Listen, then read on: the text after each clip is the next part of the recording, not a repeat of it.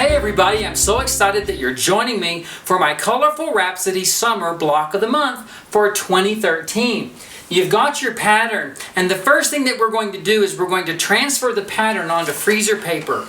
Now what I like to do is I take my freezer paper and I simply cut it into the lengths that I need, because some of these templates would be fine with just a regular piece of freezer paper, but the center template and the border template are too big for just one piece of paper. So you need to make a bigger piece of freezer paper, and I simply iron two pieces side by side onto my ironing surface, and then I cut strips that are about a ½ inch wide, lay those right over the seam, but the seams are butted together, and then I simply press with a nice hot iron. And once it cools, you can carefully remove it.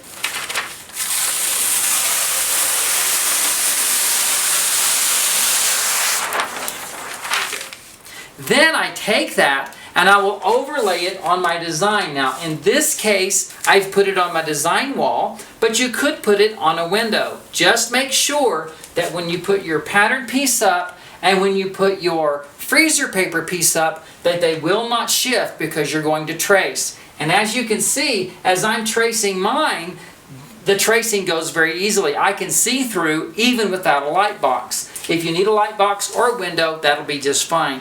Now our goal is to transfer everything that you see on this design onto the freezer paper and then cut out the templates. I have two templates here to show you that these are the two templates that came from these pieces right here. They need to be accurately cut out so that we can move on to the next stage, which will be preparing the background fabrics. Position your freezer paper template, in this case template C, onto one of the multicolored fabrics and press it so that the shiny side down will adhere to the fabric. You're pressing on the right side of the fabric, even though with a hand-dyed fabric it doesn't matter, but if you're using a commercial fabric it does. Then rough cut around the template so that you have about a ½ inch, it could be a little more, all the way around. Now you will stay stitch.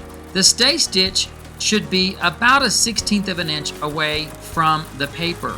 I'm using the inside edge of my number 37 Bernina foot, but any guide that you can use to get this exact distance is great. This is too far away from the paper, and this stitching touches the paper. You don't want your stitching that close. The next step is to trim. Now you want to trim less than a ½ of an inch from the edge of the paper. I use a rotary cutter, and I'm very careful to make sure that my seam allowance is not a full ½ inch. It must be slightly less. Then transfer the registration marks from the edge of the paper onto the seam allowance. Now there's one exception, the border piece. As you stitch along the edge of the curve and you come to the sharp point at the edge of the quilt, stitch for about an inch and then stop. Stop that stitching because we are going to trim the border about a ½ an inch to an inch so that there's plenty of fabric for the binding, but the inside edge will still be trimmed slightly less than a ½ of an inch. Then place your background piece onto the design wall, making sure north is north.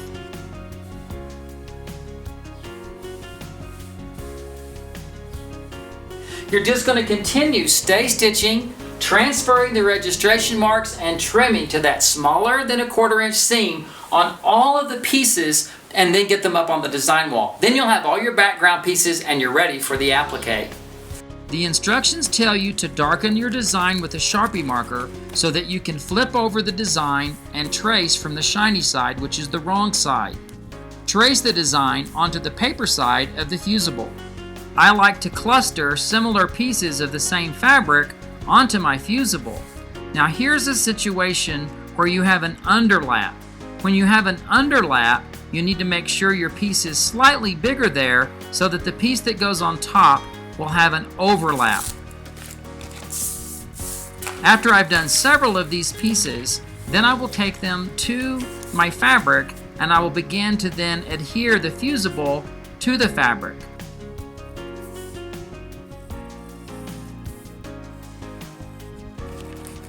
Rough cut the fusible. Don't cut right on the lines. After you've cut it out, you can lightly press it to the wrong side of your applique fabric. With hand-dyed fabric, there is no wrong side, but if you're using commercial fabric, be sure you're pressing this to the wrong side. And then I like to rough cut this out so that I can more easily manage it when I'm actually cutting out the pieces right on the line. Since this is a raw edge technique, there is no seam allowance added. The only time you have extra is when you have an underlap of a piece that's going to go over. And this is what it looks like.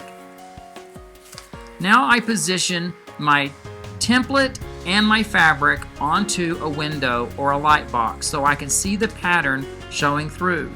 The pattern is right side up, the fabric is right side up, and the applique can be positioned simply by looking through the fabric and seeing exactly where it goes.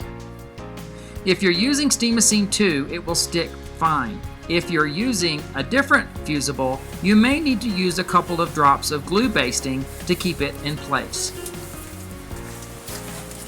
And so you just keep cutting out your applique shapes, putting them in place, and like I said, if you don't have Steam-A-Seam 2, use a little bit of glue just to make sure that they're all in place, and then take each one over to your ironing surface and press it down.